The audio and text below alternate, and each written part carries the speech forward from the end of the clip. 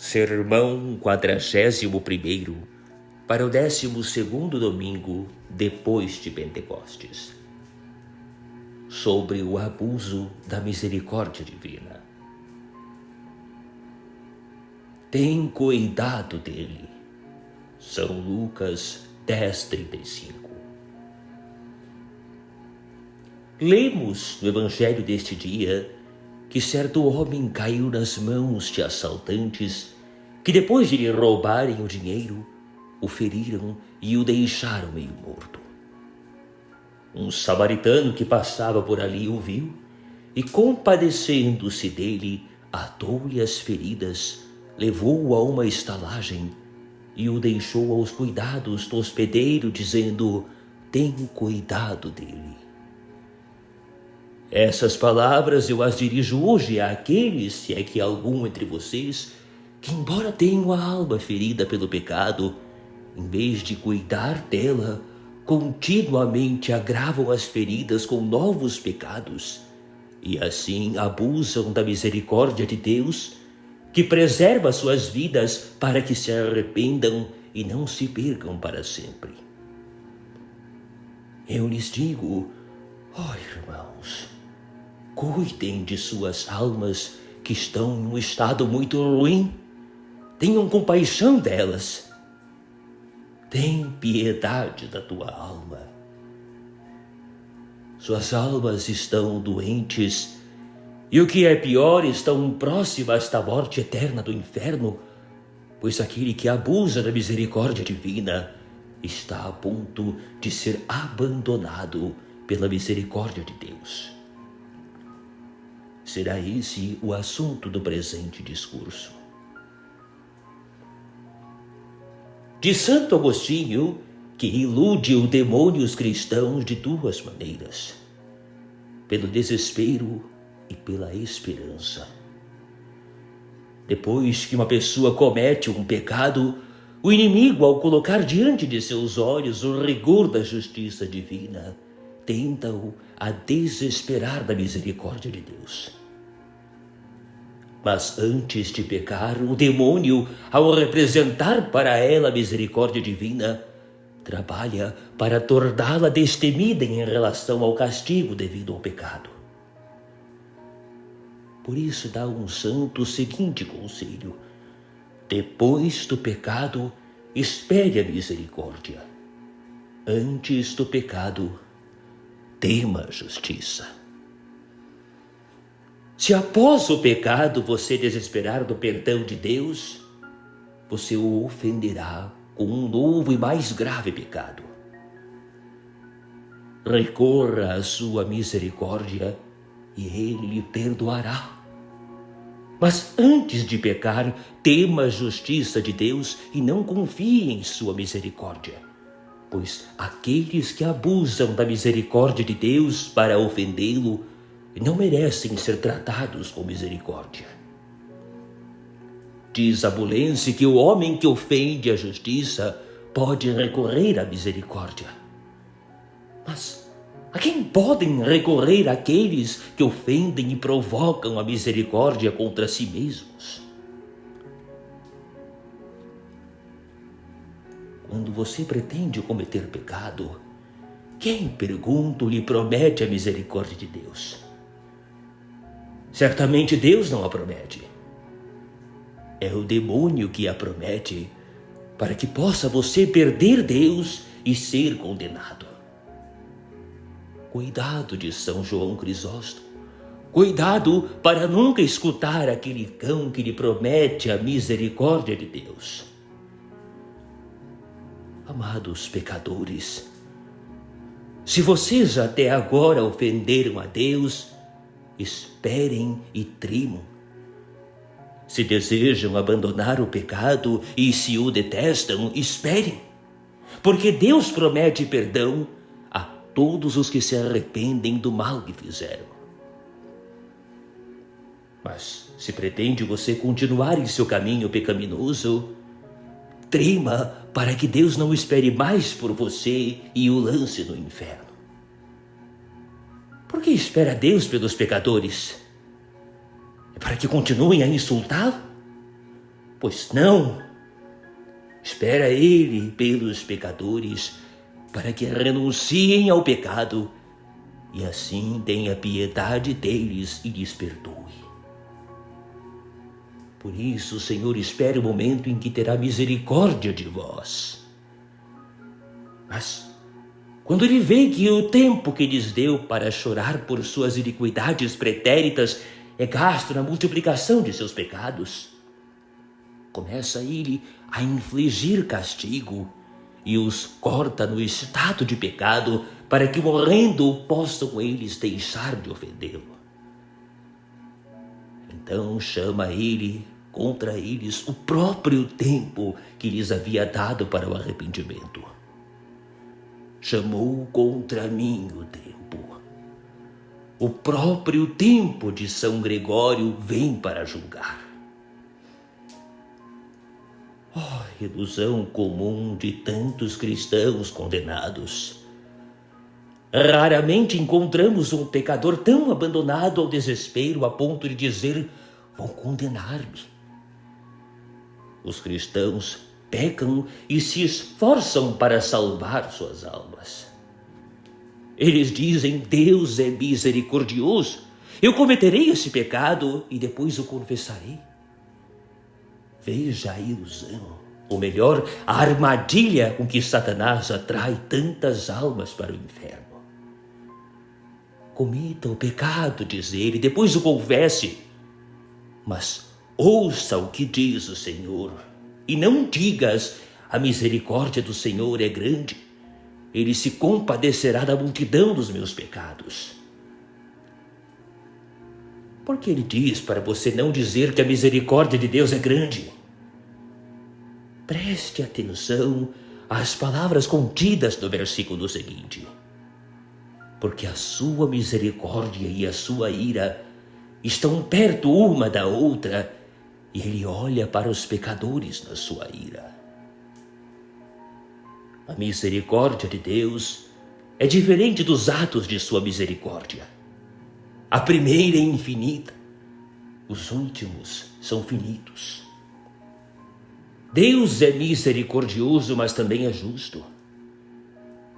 De São Basílio que os pecadores consideram Deus apenas como misericordioso e pronto para perdoar, mas não como justo e preparado para infligir punição.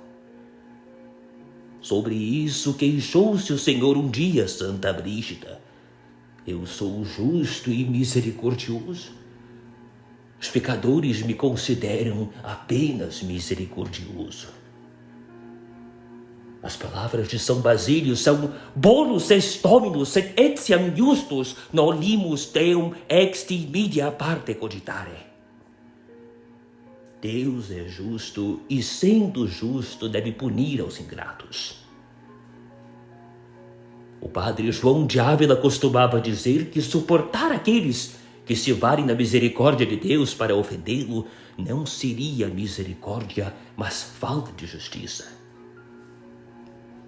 A misericórdia, como disse a Mãe Divina, é prometida àqueles que temem e não àqueles que insultam o Senhor, e cuja misericórdia se estende de geração em geração sobre aqueles que o temem. Alguns pecadores precipitados dirão: Deus me tem mostrado tantas misericórdias até agora. Por que ele não me trataria com a mesma misericórdia daqui por diante? E eu respondo: ele lhe mostrará misericórdia se você quiser mudar sua vida. Mas se você pretende continuar a ofendê-lo, ele lhe diz que se vingará de seus pecados, lançando no inferno. A mim pertence a vingança, e eu lhes darei o pago a seu tempo, para que seu pé resvale. Davi diz que se vos não converterdes, vibrará ele a sua espada. Armou o Senhor seu arco e espera por sua conversão. Mas se você decidir não voltar para ele, no final lançará ele a flecha contra você e você será condenado. Oh Deus, Há alguns que não acreditarão que existe o inferno até que caiam nele. Amados cristãos, podem vocês reclamar das misericórdias de Deus depois de ter Ele demonstrado tantas misericórdias ao esperar por vocês por tanto tempo? Vocês deveriam permanecer sempre prostrados na terra para agradecer suas misericórdias, dizendo: graças à misericórdia do Senhor é que não fomos consumidos inteiramente. Se as injúrias que você ofereceu a Deus tivessem sido cometidas contra o irmão, ele não o teria suportado. Deus teve muita paciência com você e agora o chama novamente. Se depois de tudo isso ele o enviar para o inferno, será que ele lhe fará algum mal? Que coisa há, dirá ele, que eu devesse fazer mais da minha vinha que ele não tenha feito? Miserável, que mais devo fazer por você que não tenha feito? Diz São Bernardo que a confiança que os pecadores têm na bondade de Deus quando cometem pecados não lhes proporciona uma bênção, mas uma maldição do Senhor. Est infidelis fiducia solius ubique maledictionis capax cum fidelite et in spe peccamus. Oh, esperança enganosa que envia tantos cristãos para o inferno. Santo Agostinho diz: sperant ut pecent, ve a perversa spe. Não esperam eles o perdão dos pecados dos quais se arrependem, mas esperam que, malgrado continuem a cometer pecados, terá Deus deles misericórdia. E assim fazem com que a misericórdia de Deus sirva qual motivo para continuar a ofendê-lo. Maldita esperança! Esperança que é uma abominação para o Senhor. E a sua esperança será a abominação da sua alma. Fará essa esperança com que Deus apresse a execução de sua vingança, pois certamente não adirá ao mestre a punição dos servos que o ofendem, porque ele é bom. Os pecados, como observa Santo Agostinho, confiando na bondade de Deus, insultam-no e dizem: Deus é bom, farei o que me aprouver. Mas, ai de mim, a quantos, exclamam mesmo Santo Agostinho, essa vã esperança iludiu? Os que foram enganados por essa sombra de vã esperança não podem ser voltados. Escreve São Bernardo que o castigo de Lúcifer foi acelerado, porque ao se rebelar contra Deus, esperava ele não ser punido por sua rebelião. Amon, filho do rei Manassés, vendo que Deus havia perdoado os pecados a seu pai, entregou-se a uma vida perversa com a esperança de perdão. Mas para Amon não houve misericórdia. São João Crisóstomo diz que Judas se perdeu porque, confiando na bondade de Cristo Jesus, o traiu. Fidit in lenitate magistri. Aquele que peca com a esperança de perdão, dizendo: depois me arrependerei e Deus me há de perdoar, é, de acordo com Santo Agostinho, não um penitente, mas um escarnecedor. Diz-nos o apóstolo que Deus não se zomba.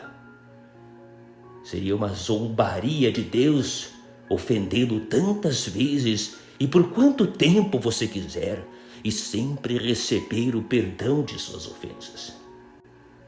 Porque aquilo que o homem semear, de São Paulo, isso também colherá. Aqueles que semeiam pecados não podem esperar nada além do ódio de Deus e do inferno. Desprezaste as riquezas da sua bondade e paciência e longanimidade. Você, ó pecador, você despreza as riquezas da bondade, da paciência, da longanimidade de Deus para com você.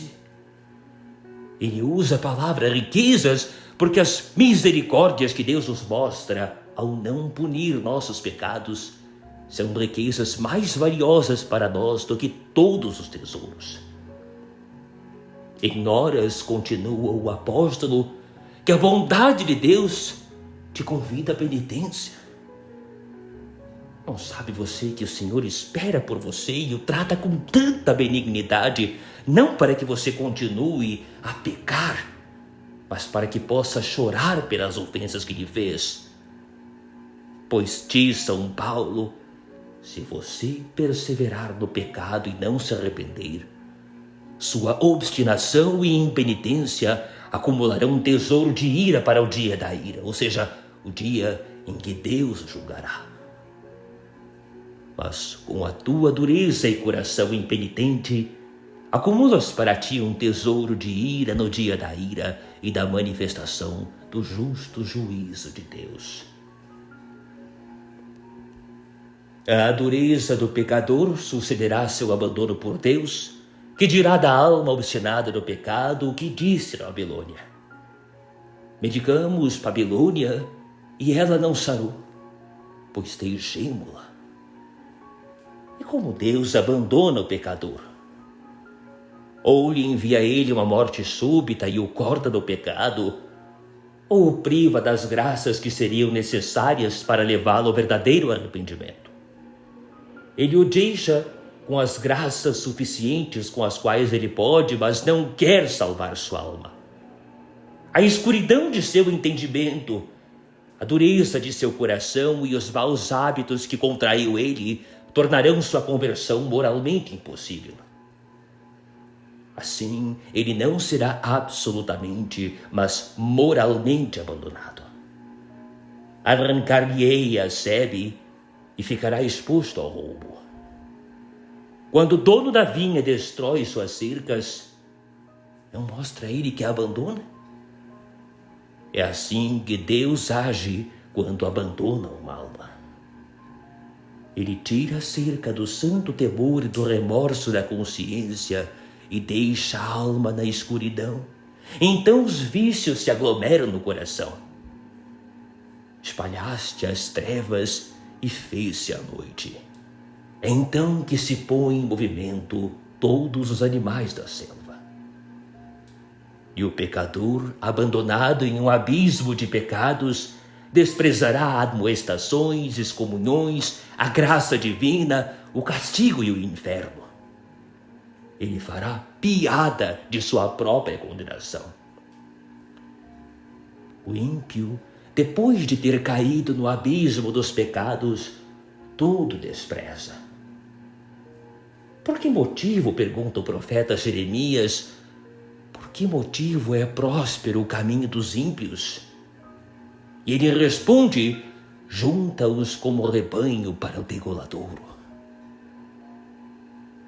Miserável o pecador que é próspero desta vida. A prosperidade dos pecadores é um sinal de que deseja Deus dar-lhes uma recompensa temporal por algumas obras que são moralmente boas, mas que ele os reserva como vítimas de sua justiça para o inferno, onde, qual a maldita cisânia, serão eles lançados para queimar por toda a eternidade. No tempo da ceifa tirei aos segadores.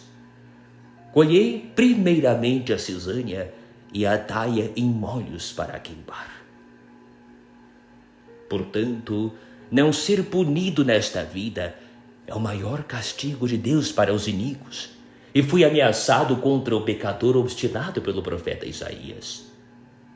Compadeçamo-nos do ímpio, e ele não aprenderá a justiça. Sobre essa passagem diz São Bernardo, essa misericórdia eu não a desejo. Ela está acima de toda a ira. Misericordiam hanc nolo, super omnem iram misericordia ista. E que castigo maior do que ser abandonado nas terras do pecado, de modo que, sendo permitido por Deus cair de pecado em pecado, o pecador deve, no final, ir sofrer tantos infernos quantos pecados cometeu.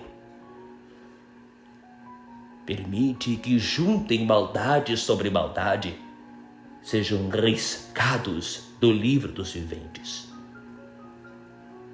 Sobre essas palavras escreve Belarmino: não há punição maior do que quando o pecado é a punição do pecado. Seria melhor para esse pecador morrer depois do primeiro pecado, porque ao morrer sob a carga de tantas adicionais iniquidades, sofrerá ele tantos infernos quantos os pecados que cometeu. Foi o que aconteceu com um certo comediante de Palermo, cujo nome era César. Um dia contou ele a um amigo que o padre Lanuza, um missionário, lhe predisse que Deus lhe daria 12 anos de vida e que se dentro desse tempo não mudasse sua vida, teria a morte muito ruim. Agora, disse ele a seu amigo, viajei por muitas partes do mundo. Tive muitos ataques de doença, um dos quais quase me levou ao túmulo. Mas neste mês os 12 anos serão completados e me sinto com melhor saúde do que em qualquer um dos anos anteriores. Ele então convidou seu amigo para ouvir uma nova comédia que havia composto. Mas o que aconteceu? Aos 24 de novembro de 1688, o dia marcado para a comédia, quando estava ele subindo ao palco, foi acometido de apoplexia e morreu de nopino. E morreu nos braços de um comediante. Assim, a cena deste mundo terminou miseravelmente para ele.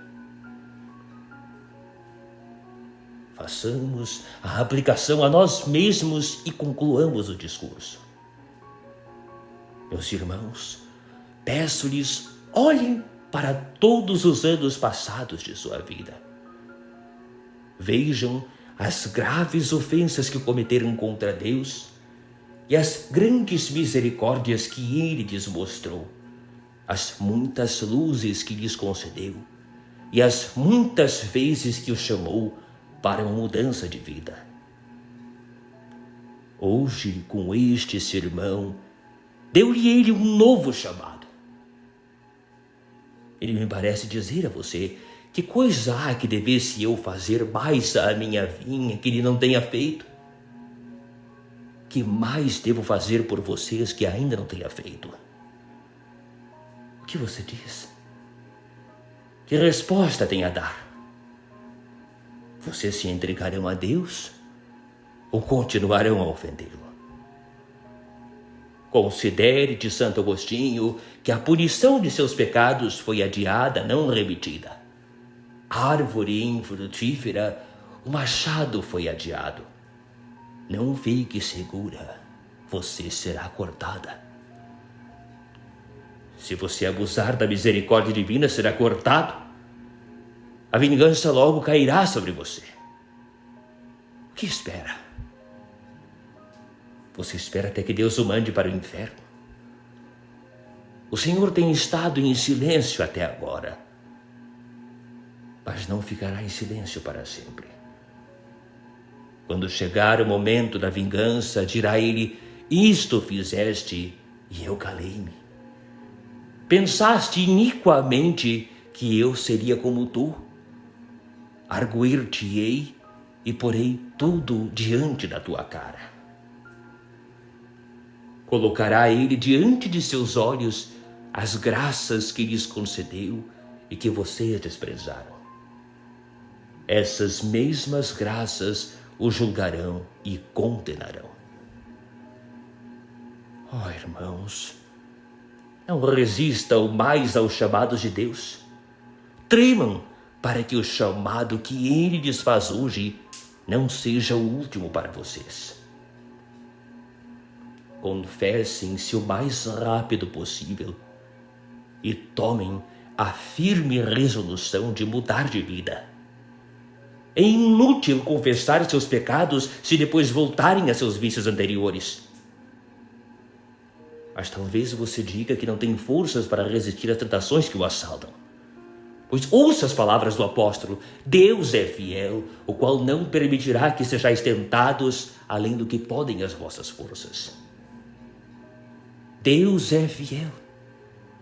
Ele não permitirá que você seja tentado acima de suas forças. E se por si mesmo você não tiver forças para vencer o diabo, peça-lhes a Deus e Ele lhes dará. Pedi e recebereis. Invocarei o Senhor, disse Davi, louvando-o, e serei salvo dos meus inimigos. E São Paulo disse: tudo posso naquele que me conforta. Omnia possum in eo qui me conforta. Por mim mesmo nada posso fazer, mas com a divina ajuda posso fazer todas as coisas. Recomendem-se a Deus em todas as tentações e Deus os capacitará a resistir a elas e vocês não cairão. Ave Maria, gratia plena, Dominus tecum, benedicta tu in mulieribus, et benedictus fructus ventris tui, Iesus. Santa Maria Mater Dei, ora pro nobis peccatoribus, nunc et in hora mortis nostrae. Amen. Ave Maria Purissima, sine labore concepta, ora pro nobis. Amen.